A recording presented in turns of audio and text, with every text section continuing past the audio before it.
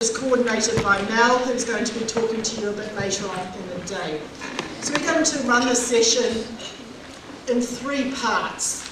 For some of you, what I'm going to talk about might be a little bit of repetition, because you might have already started doing some work on scholarship, but for some of you this is your first kind of introduction to geography scholarship.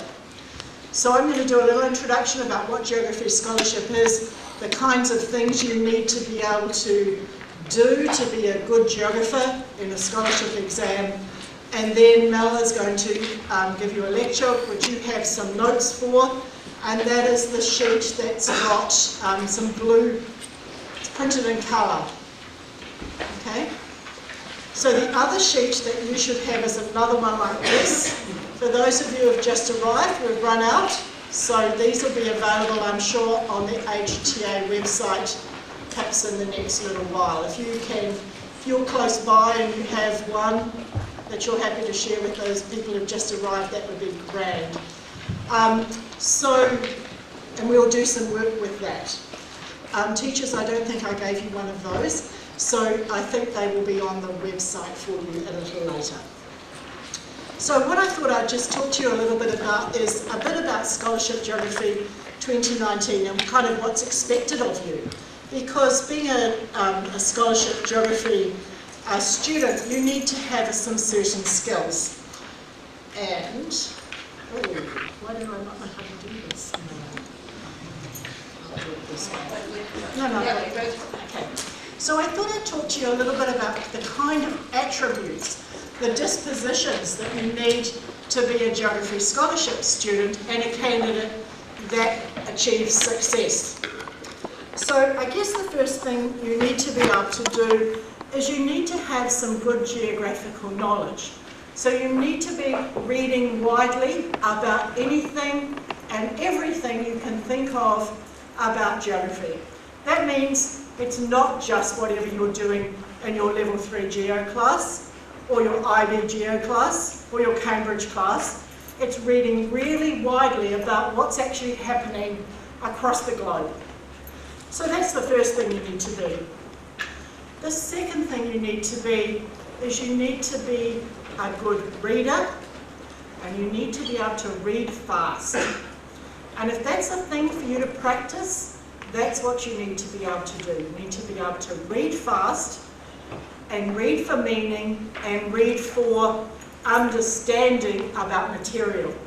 So my suggestion would be to read widely, be able to pick out the key ideas of things that you read in the news, the geography things. Associated with that, you need to have good writing skills. So you need to be able to communicate clearly and well, so the examiner knows what you're talking about. You don't want the examiner, the person marking your exam, to be trying to work out what you are saying. So it means, firstly, literacy in terms of A, can they read the work you're doing? So we've just had exams at my school, and I had one student, I couldn't read her work at all, so I just gave her a fat E.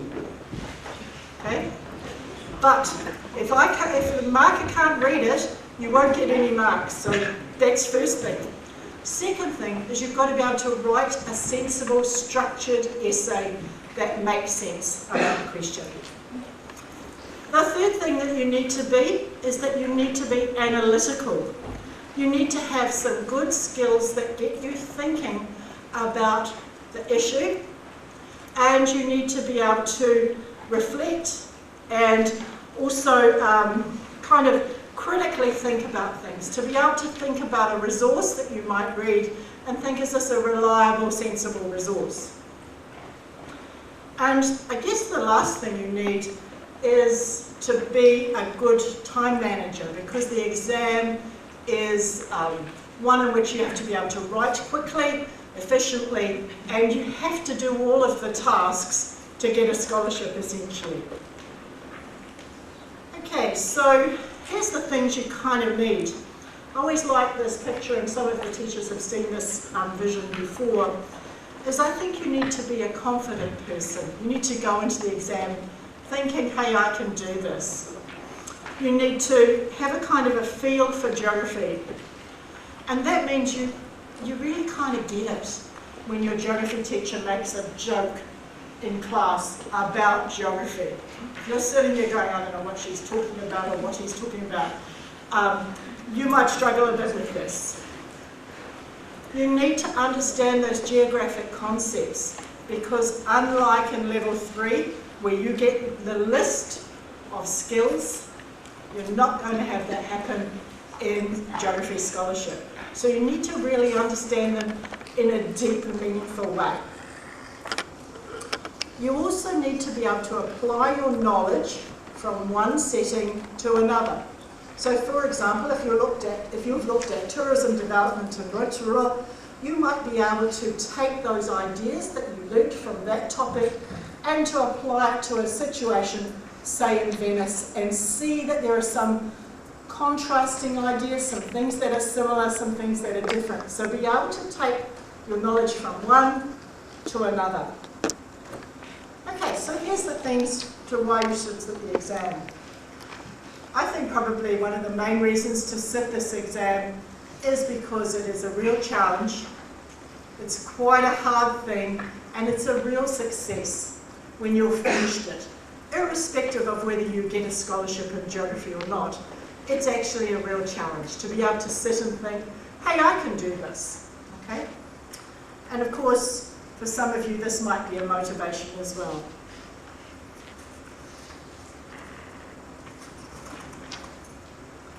So the exam itself. How many of you know about how the exam's done? Okay, 0. Okay, I'm not sure if you're scared of me or not, but anyway. There are two parts to the exam. There is a resource booklet, and the resource booklet has about 20 pages of material around the topic that the exam is about. And this year the exam is about the significance of location.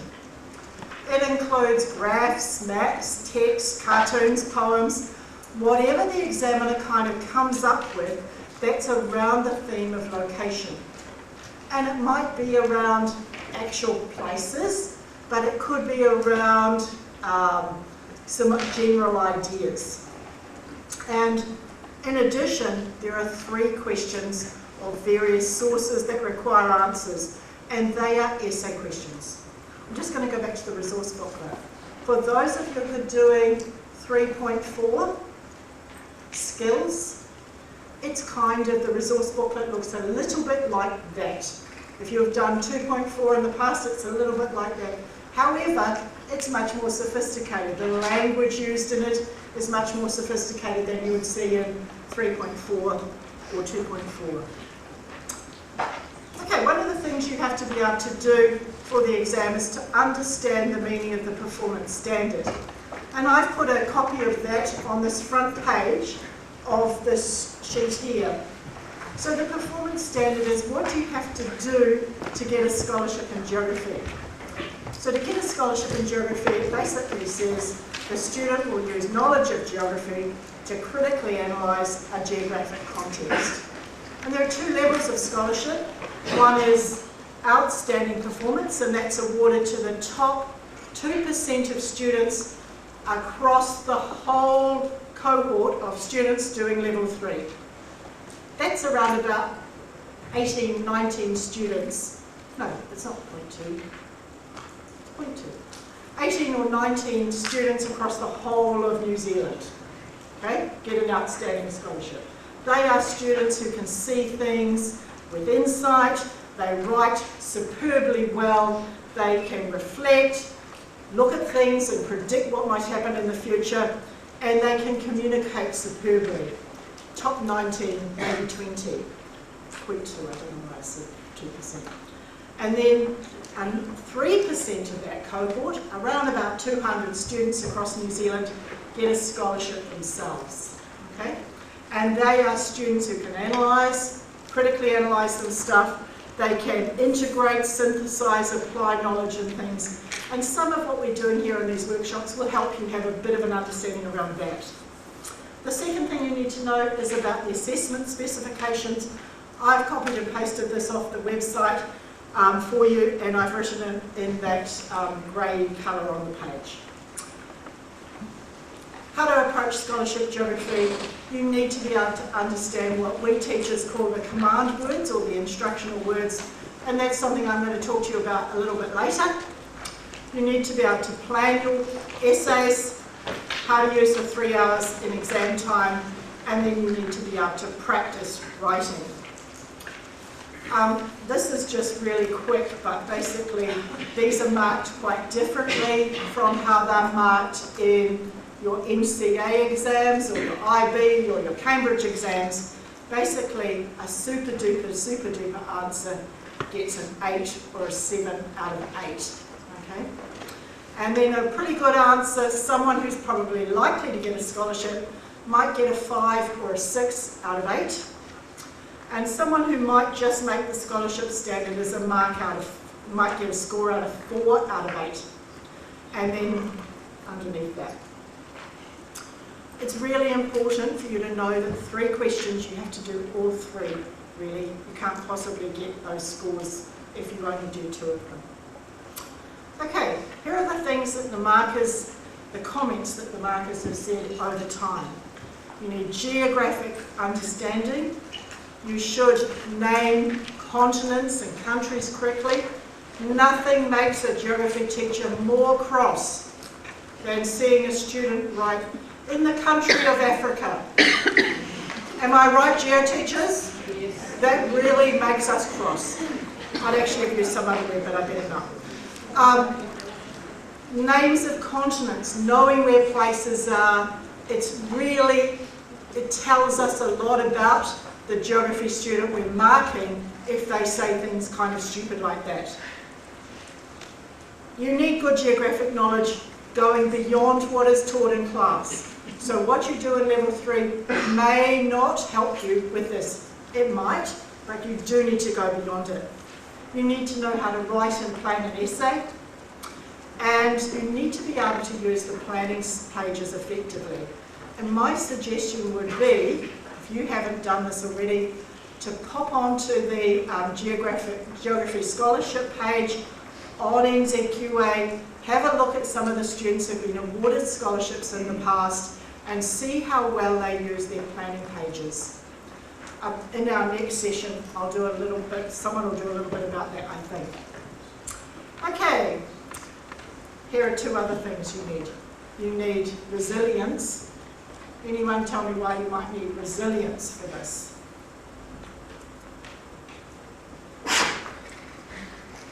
Yes? It's going to look overwhelming when you first see the material. Absolutely. And if you're a good student, you're able to kind of go, "Oh yeah," and think about it in another way, and put it aside and deal with that overwhelmingness. Okay? Nice work. And you need to persevere. It's no point going halfway through, "I can't do this," and walking out. To be honest, you would have been better off to not walk in there in the first place. And that's me for the minute. Okay, I'm going to hand you over to Mel now, who's going to talk about, she's going to talk to you and then I'll come back.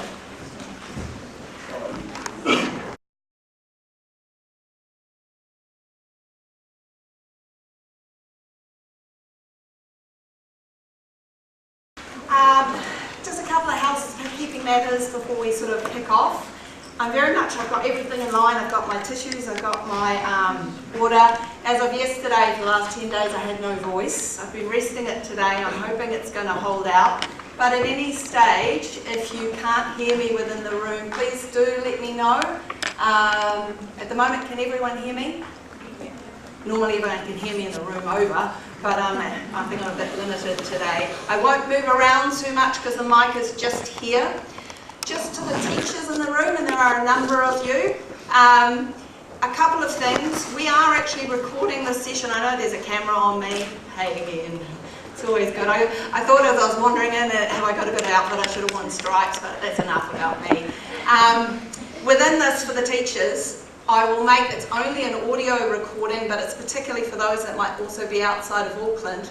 If you would like to access this recording, please email me with an account that is attached to Gmail, and I will connect you to the university's Google Drive, which actually has a whole lot of resources for this year and last year. So your teachers need to do this, not from the students. So please, students, don't email me, but if your teachers could email me a Gmail account. So you just need to, and my details are on the handout, so please don't forget that. I will record not only Mary's parts, so I'll make those available, just a heads up. I'll also have a file which is mine, okay. So you're sitting here today, welcome to the University of Auckland. Show of hands, this is the first lecture you've been to before in a tertiary institution. Who's, and obviously teachers don't count, who's been to one as a student? Anyone? So there's a few of you with some experience. Part of our job today is to kind of get you used to this environment. So who am I? So today we're talking, well, I hope that it seems relevant to you guys. It's on location, it's the set topic. So I thought I'd talk a little bit about how location can be understood within a global context. Who am I? I realised when I found my staff photo, it's a good 10 years old, so I probably need an updated model, so bear with me, it kind of looks the same. So here is my email for those who might want to contact me. Now, what's my role? I am the Geography and Undergraduate Advisor, so if you would like a hand with your degree when you're planning, if you are intending to carry on into geography, you can contact me. Please don't contact me to help you with your scholarship assignment. Go to your teacher first. I get a few of those and I usually send them back to your teacher. Okay, so that's probably the first person you should deal with. Now, just picking up on a point that Mary made, and come on, that's all right. Why should you do scholarship? And I thought I'd say a little bit about why you should do that.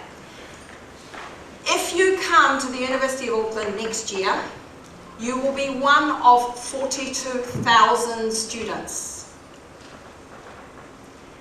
Just at the moment, many of you will be sitting comfortably as some of the top students in your school, and I remember that feeling. That was a great feeling. You were on top of things. It was hard work, but you were noticed. One of the great things about scholarship is it gets you to have a little bit more, which actually gets you noticed.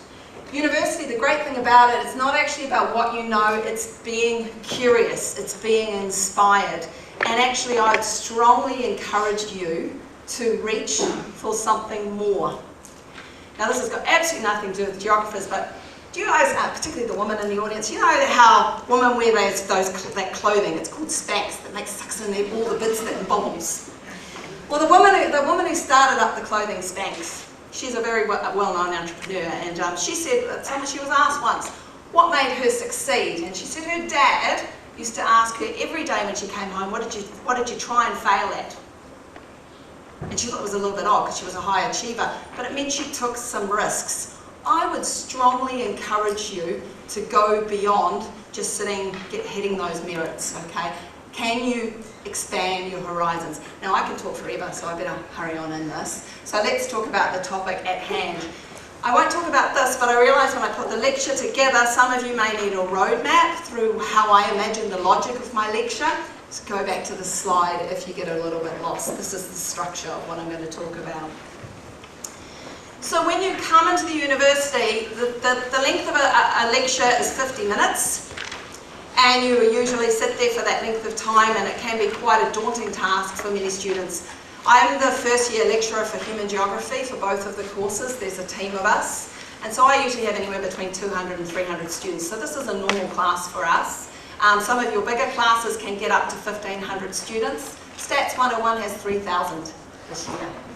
So just to give you a sense of just how large they are. So teachers, when you're complaining about your marking, I've only got 300 on my desk. Just putting it into perspective. Right, so what is location? So location is actually in some ways quite a simple term. Just popularly defined, it means a particular place or position. And geographers have come to use it in terms of an idea around this notion of place. So what I've done is I have tied it to one of the key thinkers around this area, which is a guy called James Agnew. And what James Agnew did was he defined place as meaningful location. So and we'll run through. He said there were 3 key elements attached to this.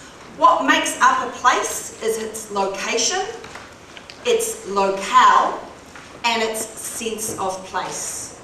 So I've chosen an example to explain those 3 things to you. So let's think about a notional place, which is a university. So here you've got a Legos kind of picture of which is a university. Now, the first aspect of a meaningful location is, what is the location? So he defined location as a set of fixed coordinates. Now, most of you would know this generally as longitude and latitude. So where you currently are sitting, that is the address in terms of longitude and latitude. Now, he would argue that, yes, this is helpful if you want to find a place, particularly if, for example, you're working with digital technologies or you're working on a global scale. But as geographers, this wouldn't get us very much information. Okay? Where does this actually get us? It's one aspect, but we need to look beyond just a fixed set of coordinates to understand place as a meaningful location. So not just location, but what are the meanings that underpin the location. So when we start to think about it, Agnew broadened out his ideas to include something called a locale. Now, a locale is what we call a wider material setting. So what does he mean by material in this sentence? What he means is, sort of loosely put, it means the real thing. Okay, it means the realities that you're in. So one of the examples of that might be the built environment. What are the buildings? What are the roads? What are the places? The actual shape of the place in its concrete form. So this setting, this becomes, the university is not just coordinates, it requires buildings and a certain kind of practices within these buildings. So what is the shape within it? So the university, for example, it is built currently for a roll of 20,000 students.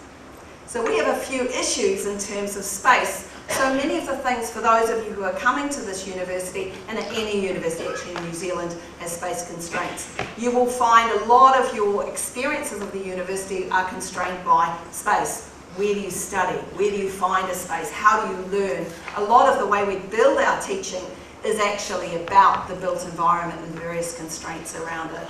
So a wider material setting could be the built environment, but it also can be things like, can students afford to come to lectures?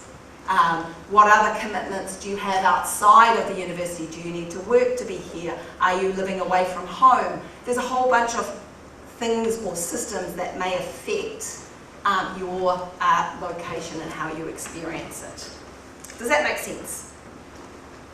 You're all looking at me. Right. Okay.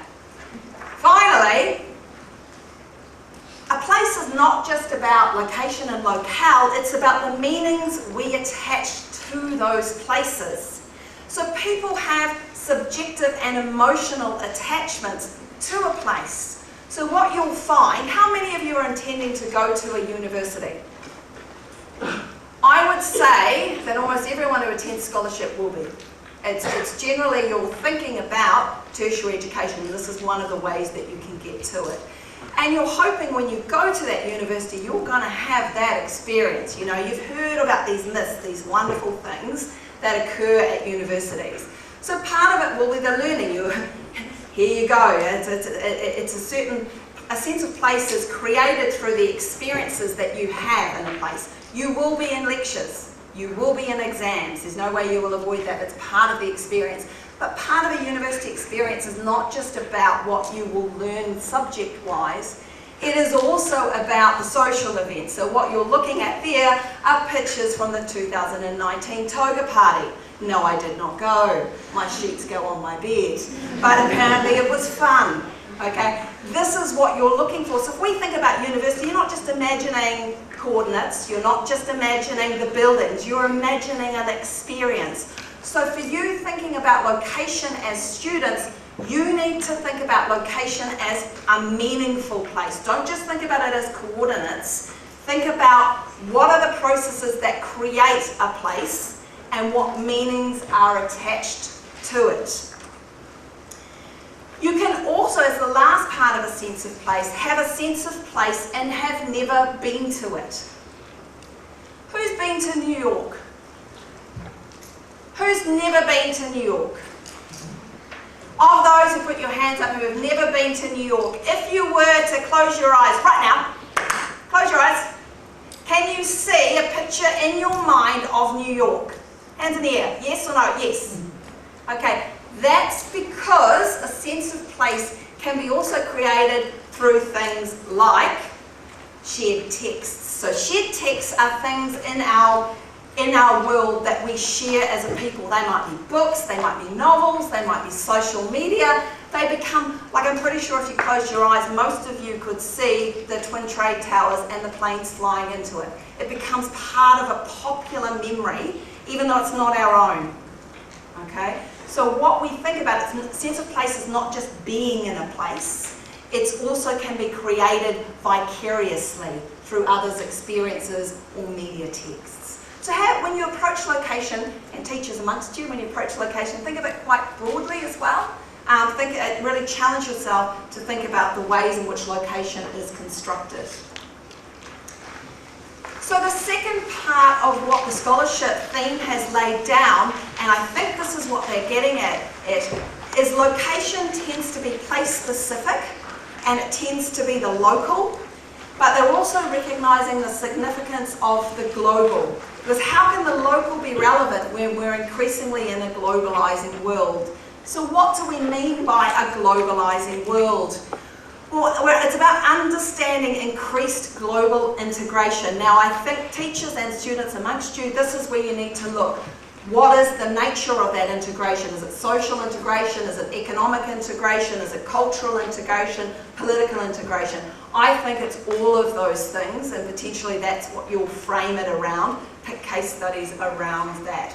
And what you'll do is try and link the social to the global. That's what they're looking for.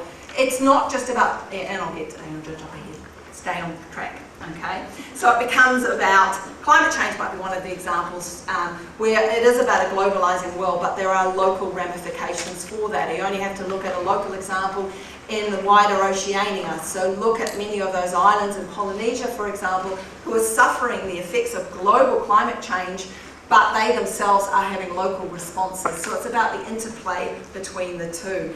And there really is a global recognition of this. The most recent Davos conference, and for those of you who don't know what a Davos conference is, I suggest you Google it, was actually on globalisation and local issues. So it is the topic of the moment.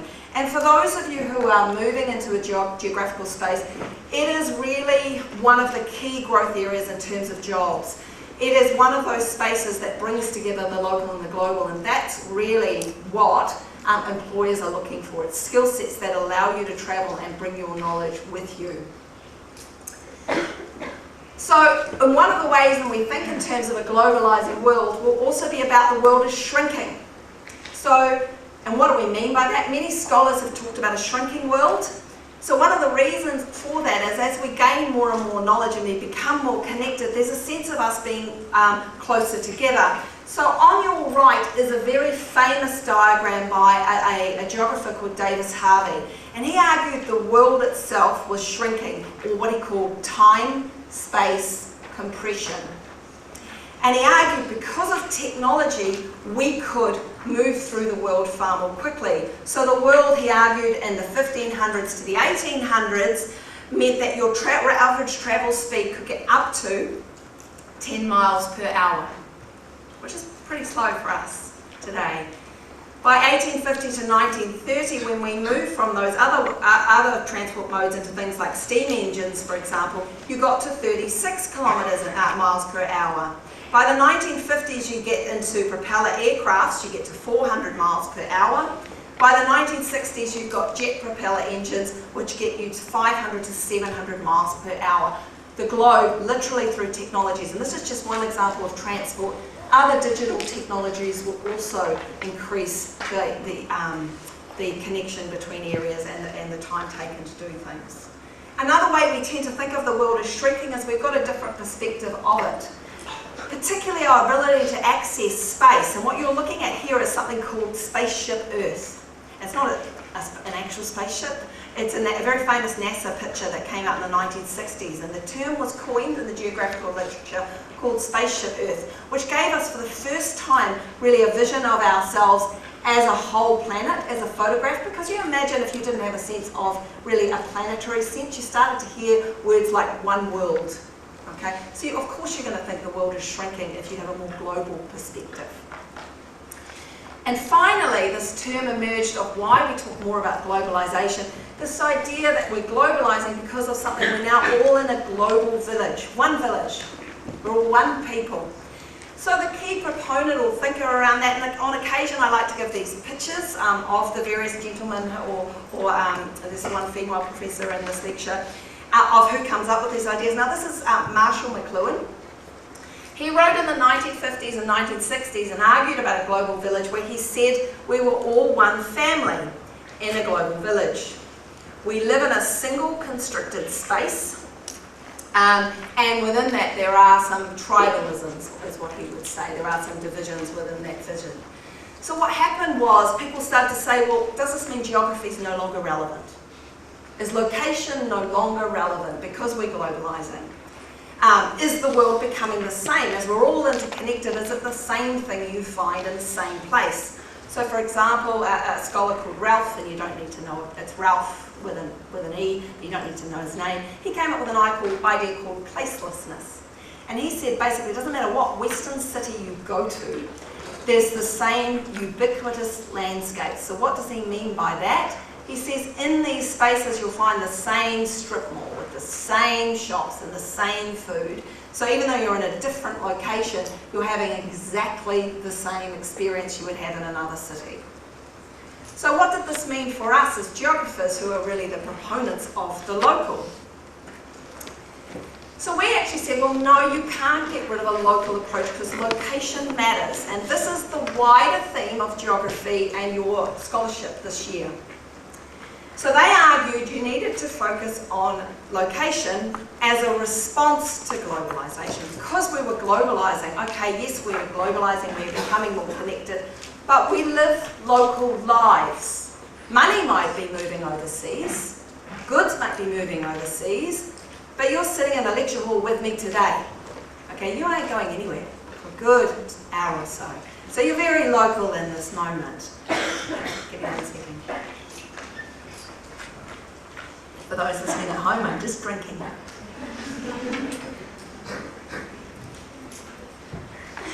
Right. Geographers were very sceptical of many, because a lot of those ideas that came out in the 60s were very much based around this idea of progress, that we were all going to come together and everything was going to be great and we were going to live in one global village. We're not really in one global village, and we'll talk about the builders of the walls soon. We hear all the time about dissension and the events in Christchurch, Trump, Crimea. You pick a place and you can find why the local is relevant. So they said, well, you need to, yes, the global is important, but the social world is what they called contextual. The local is relevant to that. How does the local affect the way the global is experienced? So they argued there's something called situated knowledge. You can be aware of global processes, but you need to understand the significance of location, because there's many different perspectives to economic ideas, to social ideas, to cultural ideas, to climate. You can't have a universal climate policy without a local initiative to enact. And a universal climate policy will not be effective without local voices. Okay? So you need the interplay of the two. So just to even, because often that you'll hear about McDonald's being used as an example of that placelessness. Yet even with McDonald's, there are local variations. So this is an example of an Indian McDonald's where you can get a pizza McPuff, I don't know what that is, and you can get an extra spicy McDonald's burger, okay? It's called a McSpicy. So these are just, even in the product which is supposed to be ubiquitous, there are differences. And there are many different perspectives towards this. Now, I don't mean there's many different perspectives towards vaccination, by the way. There's science, and then there's the anti-vaxxers. That's not what I mean here, but to understand why there are resistances to vaccinations in various places and why there are differences, you can understand that by understanding the local. So, an example for you, there has been a measles outbreak in New York recently, and this goes back to Mary's point about it's amazing what becomes relevant to your knowledge as a geographer. Just reading various newspapers, and I can suggest a few at the end if you want the names of some really good ones that can give you a variety of perspectives, will give you insight into what's going on around the world. So back to New York, they had a big outbreak, and that outbreak which was quite locally specific. And it turned out it was in a Hasidic Jewish community in New York. And the resistances around having their children vaccinated were around a message that had been spread via things like social media, which basically said that the vaccination contained no non-kosher products. It was a lie, but that was the reason why there was this lack of uptake. Now, if you were just to look at that as a global process, you can't understand why you've got these pockets of change. So you need the interplay of both of those things, and geographers are very good at understanding those processes. So how do we understand this? So what I'm going to say is the local matters for 3 reasons. How do you understand meaningful location? Now I'm going to define these for you, so don't freak out for a moment. Intrican, he basically said, Nick Intrican, he said there were 3 key reasons as to why geographers were interested in place. Empirical, normative, and epistemological. And you're going, what? Okay, I promise to give you some examples. So, an empirical significance of place. So globalization, we just heard about the global village, it's homogenizing, apparently. Everyone's becoming the same. But are there? How do we account for local differences? Well, Intrican said you need to understand empirically, you need to do the case study research. So this is where you guys come in, where you might look at the local in terms of your community and neighbourhood. You might think about it as your suburb, your city, your region, your nation, or globally. Okay, scale becomes important. It's also about being part of us. So what is your local identity and how does that manifest? So if we think about a cultural identity, so in many ways, for example, hip hop is quite culturally specific. It originated from the South Bronx in the 1970s in a very, very poor area from 2 Jamaican dancehall people who brought a Jamaican sound to New York and then got taken up by African Americans, and 10 years later you've got the West Coast sound. So for all of you who think NWA is where rap started, it didn't. It's a whole 10 years earlier. And for those of you thinking, what is she talking about? The origin of hip hop. Okay. So that's quite specific. It came from a particular place, yet now it's a global culture. But it has local specificities. I've given you 2 examples here, which you can look at your own time. I'm not going to play them, which talk about a South Side identity, okay, what it is to be a South Aucklander. There's also one that talks about a West Auckland, West Side identity, and in the remix it actually makes connections to an area on the North Shore. Okay, so if you want to look at 2 local examples of what is essentially a global, what is essentially a music practice that came out of an African American community with Jamaican roots, yet it's become attached to New Zealand identities, particularly Pacifica and Māori identities. Okay, so the local's important and the global's important. I've given you 3 slides here because I actually grew up on the North Shore. So if you close your eyes and in your mind's eye, if you imagine a shore boy, I guarantee I do this with my first year class, they all pick things like blue-eyed, blonde, surfer, skateboarder, and Pākehā. They don't usually say Pākehā, but in blue-eyed and blonde, that's written, it's usually Pākehā. And this guy ran for election, for a local election. This is in between Takapuna and Milford, and he put the sign up, and I drove past it one day and thought, what, that's a shore boy? But he was trying to get elected because he was a local. Now I parked at the Westfield, which is in Takapuna, or which was in Westfield, and thought, what? So one of the stereotypes, and I will say it, is you guys might know it, so one of the stereotypes that often comes, so that place identity is attached to stereotypes. So one of those might be about the construction of a North Shore girl, and the rhyme goes, shore girl, anyone going to take it? There's a whore girl. I haven't heard that one, shore girl's a whore girl, but there you go. I was going to go shore thing, but that's a new one. Okay, this shore girl does not, by the way, follow that. I was parking my door going, what? So for those of you who can't see, it says Horse City. But the middle picture is a picture I surreptitiously took at a concert, and this guy was wandering by, and so I was trying to take it quietly on my phone. But anyway, you can't see, he's actually got written on his tattoo, he's got North Shore, Beach Haven. So people feel so strongly attached to their place that they'll actually put a local identity on their arm. And this is why location matters, because you can't understand social differences or economic differences or cultural or climate differences without both things. The local still remains relevant to people. It's also about the normative significance of place. So what does Intricate mean about that? He says, well, there's a celebration of the local. It's not just a location you live with. Often we celebrate it and we are suspicious of the global. So what he argued was, you are starting to get people organising locally. The local remains relevant because people organise, often as a response to what they see as global homogeneity. So you'll get the advent of small democratic organisations. So an example close to you might be your community gardens. Okay, you might find various communities sort of organising locally around things. Often these groups have a cultural or a social or environmental framing. So you might have religious groups, for example. You might have cultural groups. I know on the university campus, for example, we have a large number, whether it be Taiwanese Students Association or Samoan Student Association, various, lots of different framings around how people organise themselves to activate locally. What is common to the normative significance of place is many of these organisations are looking to do good. It's not about it necessarily just an economic motivation. It's an idealised good of making the community better. That local remains important because many people work within the local to try and improve their circumstance. So for those of you who are doing climate change as an example, this is definitely local initiatives very much framed around this normative significance of place. I'm going to give you an example which is relatively close to the university. It's in an area called Morningside near Kingsland. Now there's something called the Crave Collective. Now just at the top here, there are a bunch of references. You can't currently see them, but for teachers who do sign up to this shared Dropbox, this shared Google Drive, you will have access to this PowerPoint, not just a PDF, but the PowerPoint.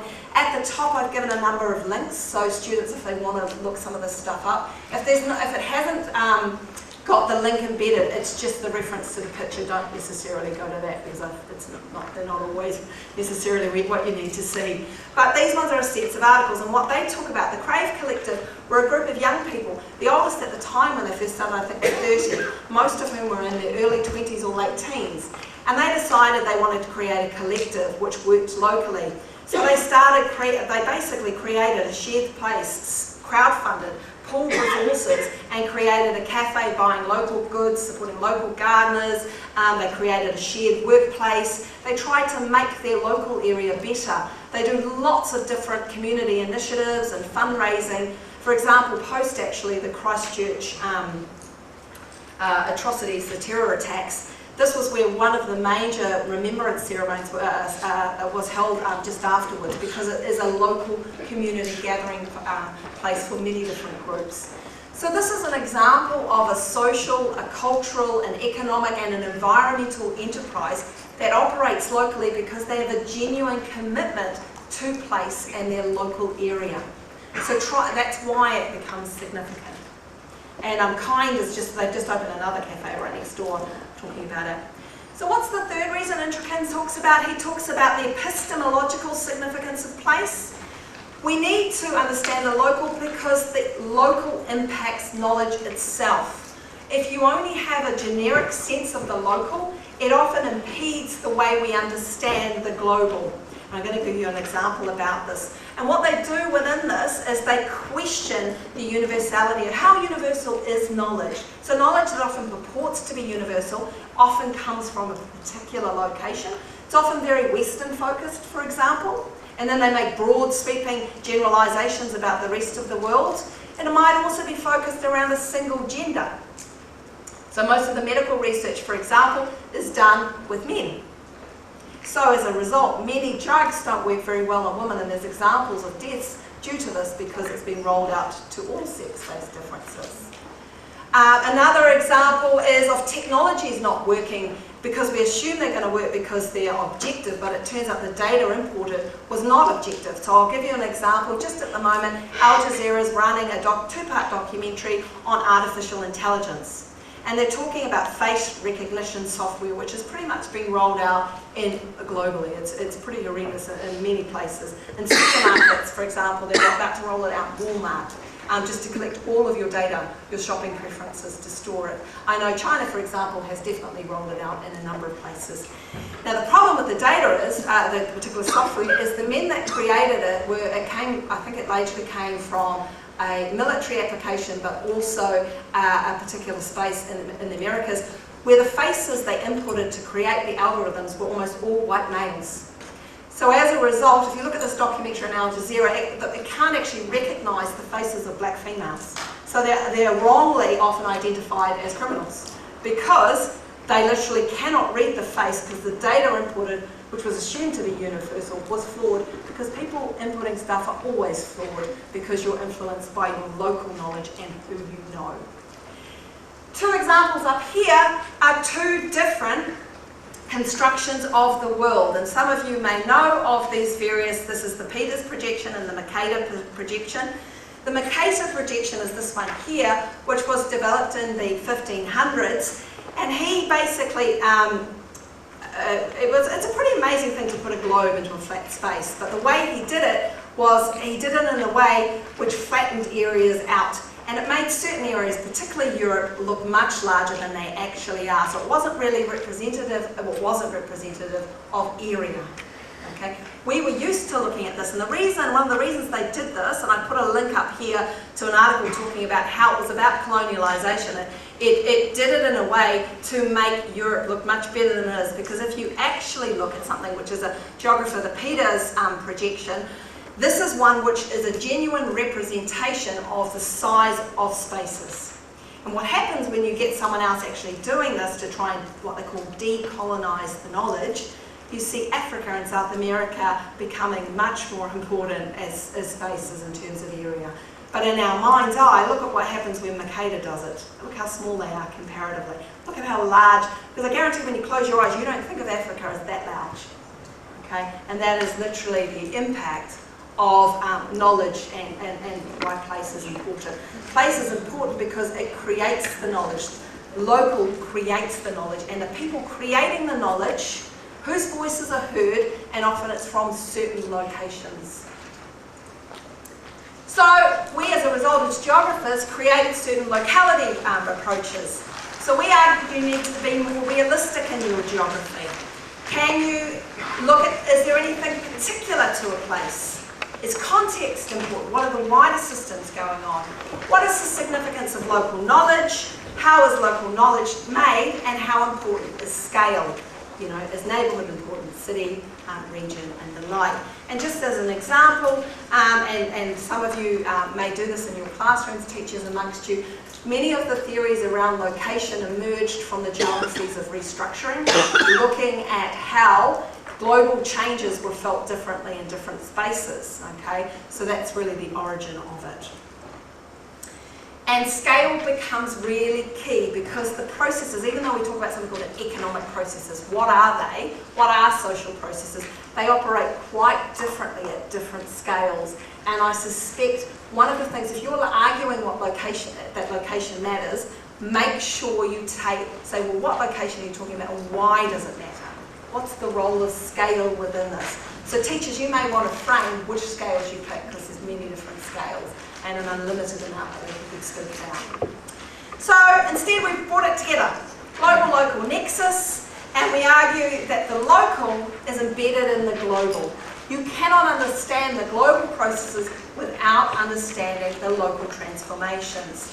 So the global shapes our understanding of this local and vice versa, and we are concerned about this. Because in many ways, many of the processes that we imagine, who are these global citizens, many of whom who are global citizens in particular, either tend to be the very wealthy, who have no problem travelling through any passport into any place, because who can actually be global? Many people are either financially strapped, or they can't necessarily enter spaces easily.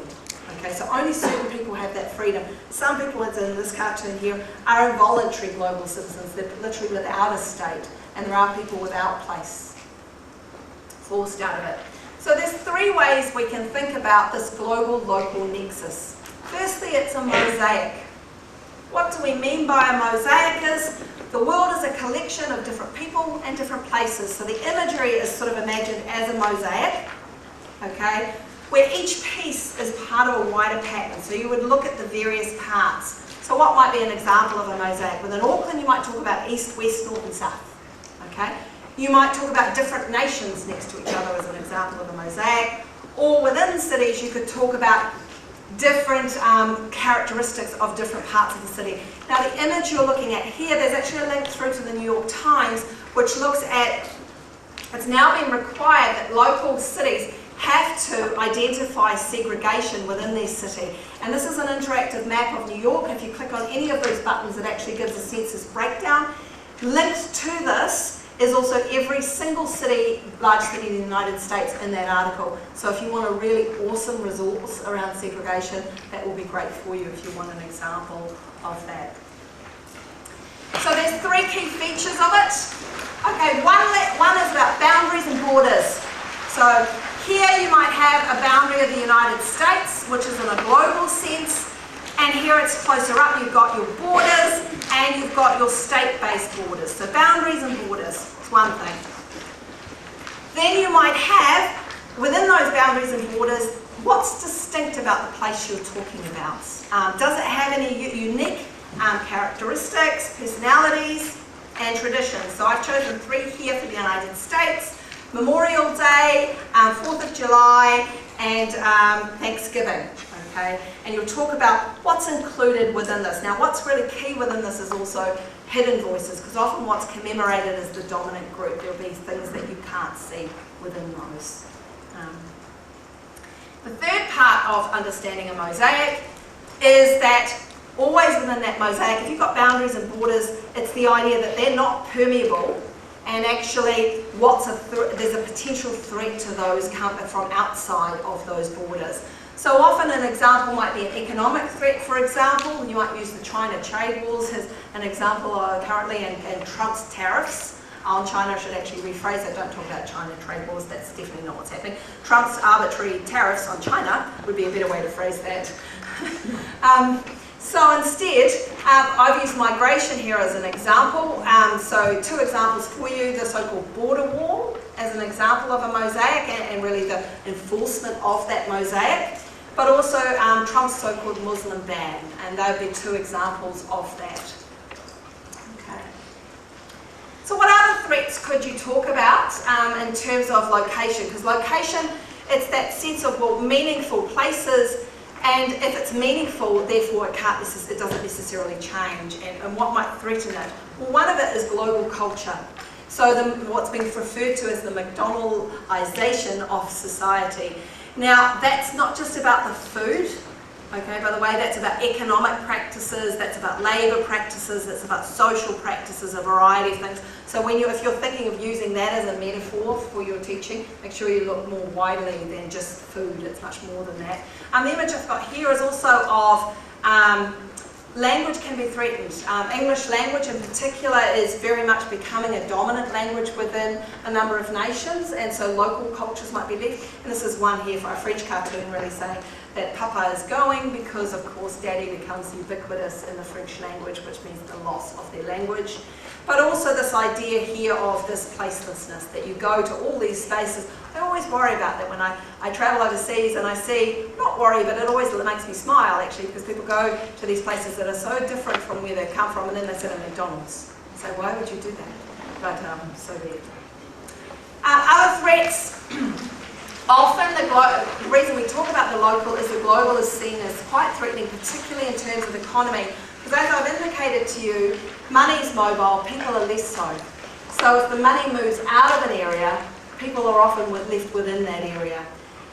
You might get the standardization of goods and practices. So many businesses or local businesses are driven out of business. So this one is an image of Walmart taking over the world. Some of you will have seen last night that Costco is coming to New Zealand. That would be another example of when practices this will have real ramifications. Now, it may mean cheaper goods, but it also may mean lower wages and a whole bunch of other practices with it. But we won't talk about that just here, but you may want to pick up about it, and it's something for teachers. I'd write down this term, spatial division of labour. That's one of the terms that's really attached to these thinkings. You've also got, this one here is about where the economies are connected and that people are interconnected, but there is an unfair distribution of the effects of, the negative effects of, or externalities of some of these practices. So one here, the sweatshops, which make our many pairs of shoes.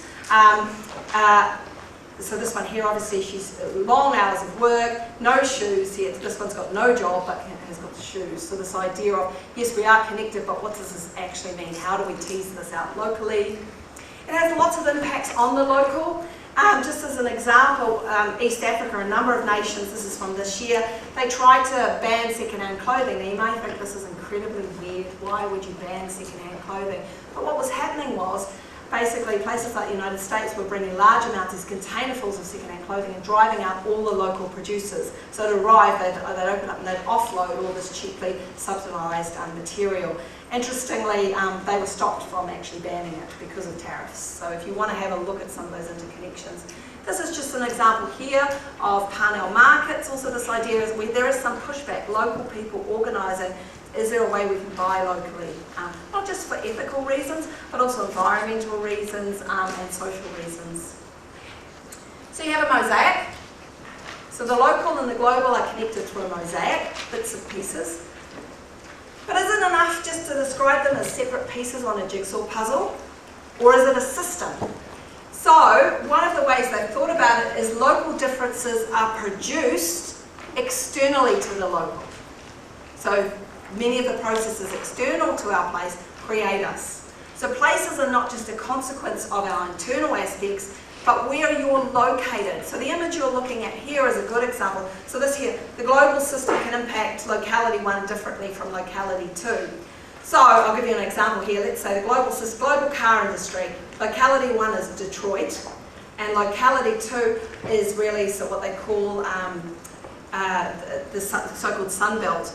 So Detroit got shut down with many of its car industry, and you can have a look at that as an example. Most of that moved offshore, or it moved to cities just outside of the US, say for example in Mexico. So different localities are impacted differently based on their position globally and their histories, and that then affects how what happens in the local area.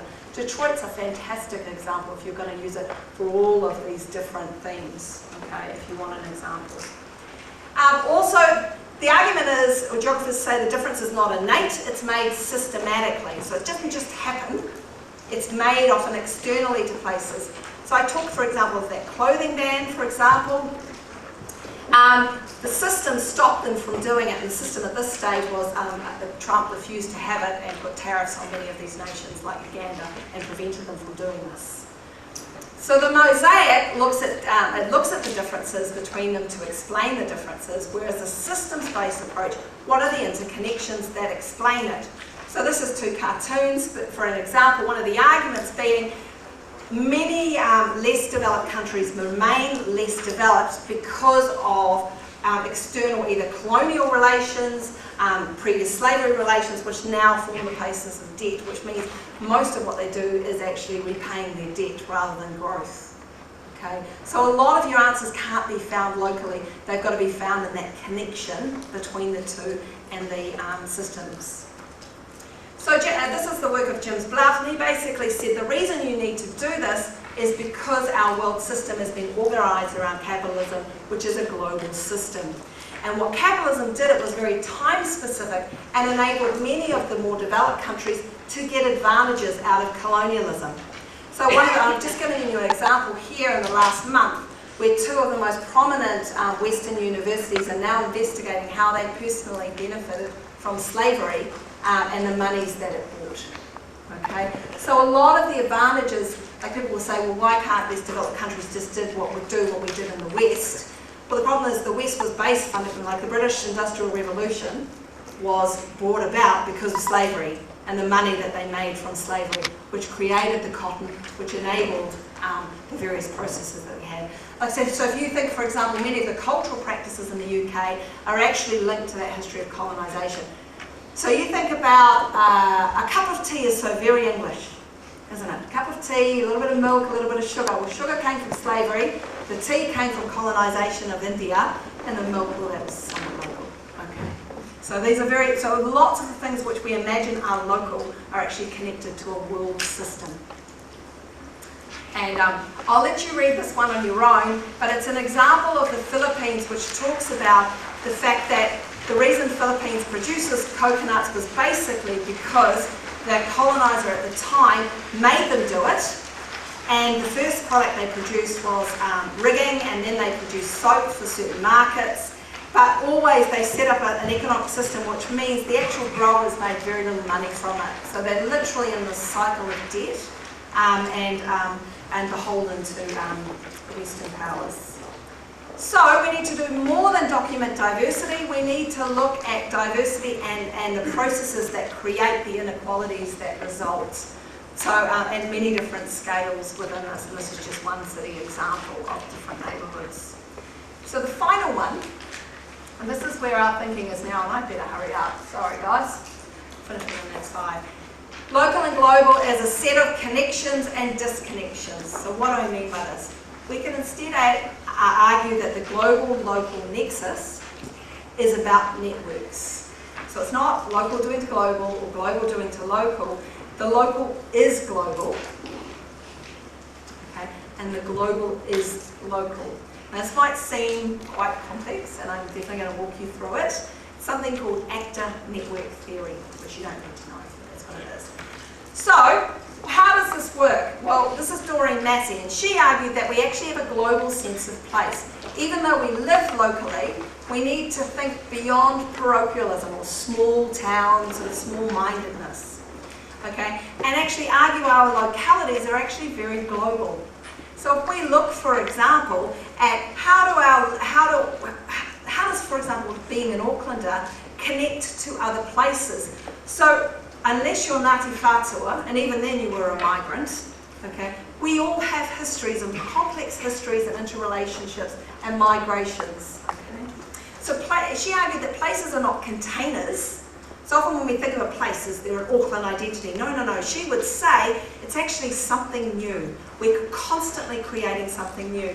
So the images I chose to highlight here is a Celtic group performing in botany, talking about their Scottish heritage, okay, and performing musical history which tied them to not only Auckland, they're Aucklanders, but their connection to Scotland. The image you've got on the right, on your right, is an image from Chinese New Year at Northcote Shopping Centre, really talking about many Chinese migrants within their place as Aucklanders. Okay, so this idea that it's not just simply a local identity which is indigenous, which makes up a place. Think beyond that. Okay. The global, as we think about it as a network, is also about flows. So AGTA network theory might talk about economic flows, of monetary flows, or I'm going to use the example of migrant flows because my specialty is social geography. Economic geography will be the next talk. So if they argue in network, local global nexus in terms of network, instead of thinking of the globe, you focus on a site. So a site might be a place, a location might be Wall Street if you're thinking economically, or Libya, and then you look at that site and you see its connections externally. So trace out how they become globally. So I've chosen Libya for you here, and there's a couple of links for you. Now Libya has become one of the launch points for migrants into Europe. And one of the things that they found is you can't just look at Libya itself, you've got to look at most of the migrants. Some of them are coming from Syria, but many of them are coming through parts of Africa. And the map you've got at the bottom and the link that you've got is actually a map which takes people through the migrant routes. What are the key reasons why they're migrating? So you start with Libya, you work backwards to work out the space of flows, but you also go forward. And the image you're looking at here on the left is just under 300 migrants were rescued just this week in the Mediterranean, coming from Syria, trying to get to Europe. Okay. But you've also got various detention centres in Libya. So what Europe is trying to do is prevent migrants from getting to Europe. But what they're trying to do, the reason, so what's happening is they're providing money for that. But there's lots of examples and lots of scandals around slavery that's emerged and lots of mistreatment of migrants.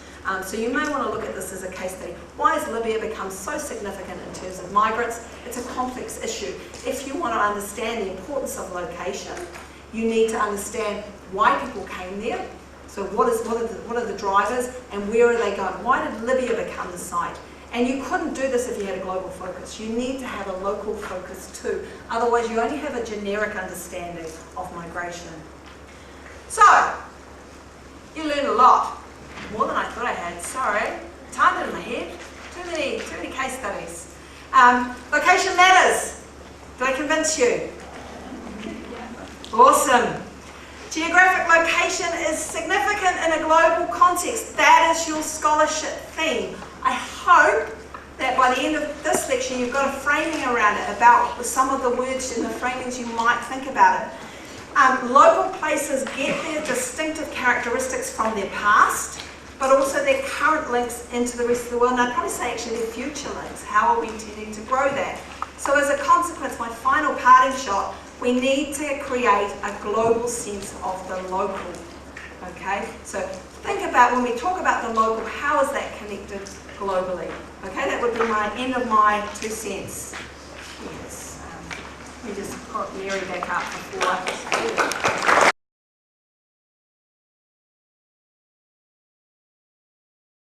This on the document that you had. Oh no, I don't think I've done this. Here are some things that I've pulled out from the examiner's reports over the last 3 or 4 or 5 years about the sorts of things that people did if they got a scholarship. And I'm going to concentrate on a couple of these with you just today, and then our next session I'm sure we'll look at some of the others. So students who got a scholarship included some visuals in their answer. They planned their answers, they wrote clearly, they used correct geographic terminology, they used examples from Mel's lecture, they used keywords from the questions to keep their answers focused, and that really means that they wrote the correct things in the essays, and they were able to see the big picture. And I think that last line that Mel just said there was actually that whole idea, that you can see the big picture. The idea for us, or for you rather, is that you can have a global sense of the local. And I think that's really what the examiner is looking for. And if you didn't get a scholarship, this is the kind of thing, we'll just flick through this really, really quickly, because I want to really deal with the purple bit next. Students who don't do very well in this exam really don't understand what we call the command words, the instructional words about what are you being asked to do. Sometimes they will have drawn a diagram that has no relevance whatsoever to the question. You know, Mel showed you that picture that had the kind of the world getting smaller, the time-space compression. That would be a fantastic diagram to incorporate simply, not exactly with all of the places around the world, but that kind of idea would be the sort of diagram that the examiner, if they're marking your work, would go, oh, I wish they were in my class. Candidates who don't do very well just make those sweeping generalizations. Everyone in Africa is poor, or something like that. They copy stuff out of the resource booklet, piles and piles and piles and piles and piles of it. Actually, you know, the examiners and the markers, they can read it for themselves. They want you to be able to take an idea and synthesize it. So to be able to do that. And often the questions are 2 parts. And I'm going to talk a little bit about just 1-part questions today. But 2-part questions, there's do this and this. And sometimes students only do 1 bit. So I thought we might I've just taken this, don't write this down. So this is what makes a good scholarship student. They're familiar with the topic, they address the question and answer what is being asked. It's no point, I bet you bottom dollar, most of you have had your teachers write something about, but this is not what I asked you about. Okay, yeah? I'm sure that's the case. Or that you've written the essay that you wanted to have in the exam. Yeah? I've done that. I bet you every one of the teachers has done that at some stage in their lives. Is that right? Yeah? Because actually sometimes you just need to be, just go back to that being resilient and that perseverance idea. So be able to answer the question that's being asked. So I kind of want to spend talking a little bit about this. So the command words are those words, the key words in the question, such as evaluation, justification, discussion, and critical analysis. These are the next step up from level 3 words. Okay? However, you've actually seen some of these words. So if you've done your research internal, you will have done some evaluation about your research process. If you've done 3.6, which is your current geographic issue, you will have done something about justifying why you've chosen that particular option as your option. And for your externals, you've probably done some analysis. So I put in the little handout for you a little bit about, I'll just go back, a little bit about what those words mean, and I'm actually just going to leave that for you to read yourselves. So I've got 3 kinds of examples of questions, and I just want to deal with the critical evaluation kind of question, because this is a question where you're asked to weigh up evidence, assess the validity of something, and if you're justifying, you're making informed judgments. So this is a question that I've just made up. I don't know if it's the kind of question that would be asked in the exam, but I wanted to illustrate this idea. So it means critically evaluate the significance of location for the development of different nations. And I want to really just focus in on what do we mean by critically evaluate in this situation, but also about how to actually deal with the question. Because part of the thing that you need to be able to do is to be able to unpack a question. So this is kind of a 2-part question. One is you're critically evaluating why location is important for the development of some countries around the world, and read that as economic development or social development or whatever. And then the second part is justify your answer. Now the examiner wants you to do the 2 bits. Okay? So it's really important to unpack the question. So to think about, well, what does that actually mean? What does critically evaluate mean? It's the weighing up of the evidence. It's thinking about that. So if you can kind of really nail what the heck the command words are, then actually that is so important for you to be able to do. If you're asked to talk about the significance of something, it's how important is it? Or what other factors might be important as well? So if I look at this question, I might be thinking, well, how significant is location where something is in terms of its economic development? But there might be something else that was equally important besides its location.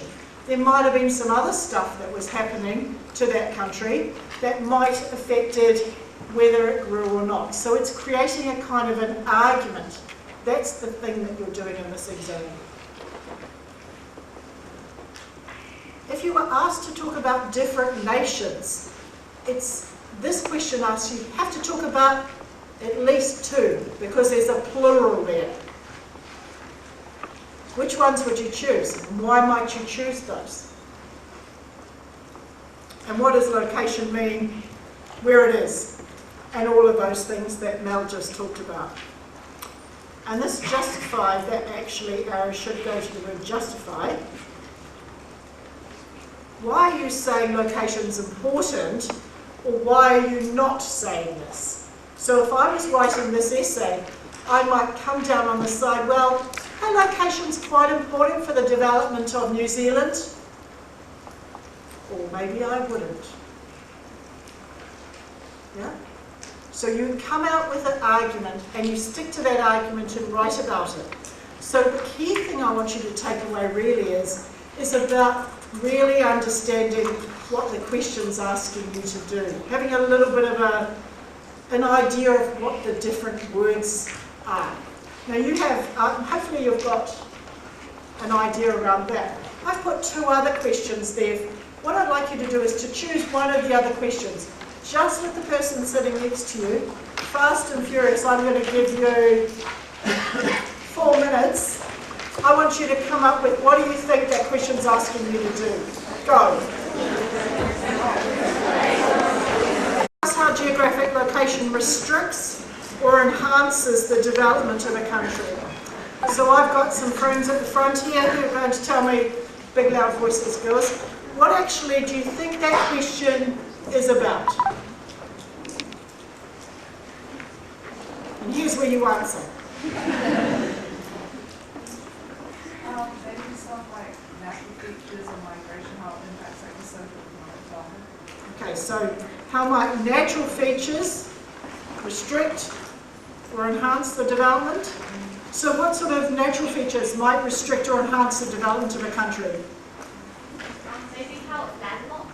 Landlocked, perfect. What else? Mountain ranges. Mountain ranges. If it fits tourism. Yes. Can we think of another natural factor that might restrict or enhance the development of a country? Coastal. Pardon? Coastal. Yes? Come on, there's something really big. Climate. Climate. The climate. What's the climate like? That will actually restrict or enhance the development of a country, right? Now, there'll be some cultural things as well. And it might be about your location in the globe, it might be who your neighbours are, those kinds of things. And now I want to know from you is, what does the word discuss mean? Who can tell me what the word discuss means? Yes? Well, you can give your opinions in a discussion. Yes? And what else might you do? Back at you. What else might you do? You might describe you'll describe some of those things like how it's landlocked too and all that. Yes? And you would bring some ideas, kind of that idea that look at different points of view, perhaps. A discussion might say on the one hand this, on the other hand that, because actually different countries will have completely different experiences. So a mountain range may be a really huge thing to enhance the development of one country, let's say skiing and tourism, and yet for another country it could really restrict your development. Yeah? Can anyone think of a country where a mountain range, perhaps, or mountains might restrict development? Afghanistan.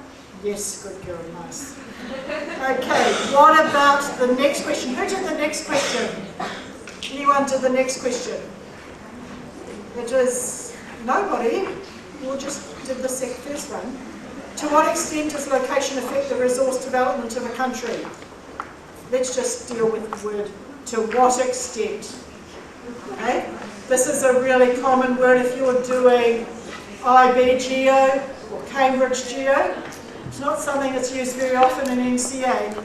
But what does to what extent mean? Who can tell me? What do you think that means?